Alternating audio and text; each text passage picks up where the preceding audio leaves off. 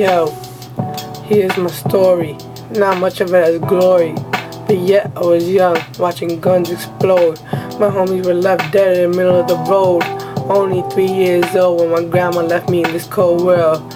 She stood out like a pearl. I didn't have much, but she was more than enough. I didn't think such a rough time would come at such an early age. There was no longer a page to turn. It was the end of my story. The world that I believed in revolved around that bright star.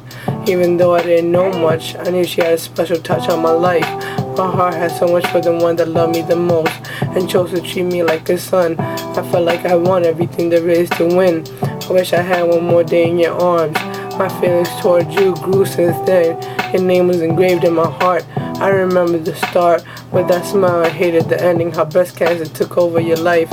It's been a while since you smiled, until she saw the one she wanted to see. She told me as soon as I came, her heartbeat would no longer be the same. It would start to gain and pump twice as fast, and when I was gone, it would go back to his casket. She had a special way to care. I was little while she was there in the hospital.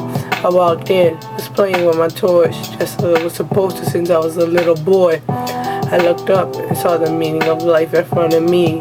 She smiled, and that sparkling tear dropped. I felt so glad, felt like they let the straps off of me. I ran and grabbed her, fell into her arms. She made me feel warm like no one else will ever be able to. My tear dripped, felt like I just went on a trip to heaven. But then her heartbeat stopped.